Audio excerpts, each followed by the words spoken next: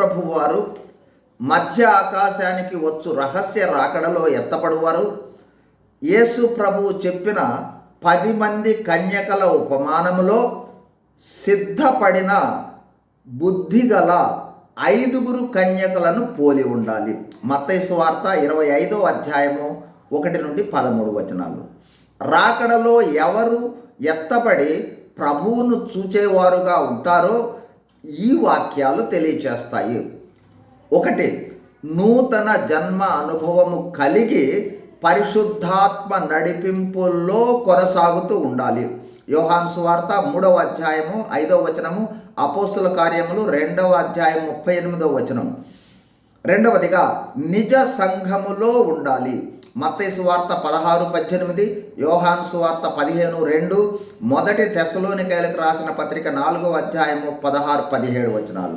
మూడవది హృదయ శుద్ధి కలిగి ఉండాలి. మత్తయి 5:8. 4, పరిశుద్ధత కలిగి ఉండాలి. హెబ్రీ 12:14. 5, ప్రభురాత్రి భోజన సంస్కారములో సరిచేసుకొనుట ద్వారా పాలు పంపులు పొందుతూ ఉండాలి. యోహాను సువార్త 6వ అధ్యాయము 54 నుండి 56 వచనాలు. 6, క్రీస్తు జీవము ప్రవహించే అనుభవములో ఉండాలి. యోహాను సువార్త 15వ అధ్యాయము 2వ వచనము 6వ వచనం. 7వదిగా ఆత్మ చేత ముద్రించిన అనుభవంలో ఉండాలి. 2వ కొరింథీ 1:22, ఎఫెసీ 1:13-14. 8వదిగా ప్రభువు చేత ఎరగబడిన అనుభవంలో ఉండాలి. 2వ తిమోతి 2:19. 9వది తండ్రి చిత్తమును చేయువారిగా ఉండాలి. మత్తయి సువార్త 7:21, లూకా సువార్త 13వ అధ్యాయము 25 నుండి 27 వచనాలు.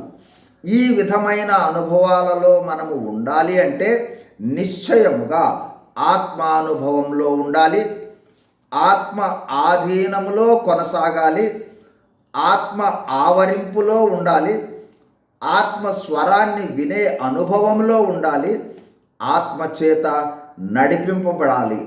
మరో విధంగా ఆత్మ పూర్ణులు అంటే ఆత్మతో నింపబడిన అనుభవంలో ఉండాలి. ఎఫెసీయులకు రాసిన పత్రిక 5:18. ఎత్తబడకపోతే ఎంతో నష్టదాయకం, మనకు నిజ రక్షణ లేదని అర్థము. God bless you. Thank you.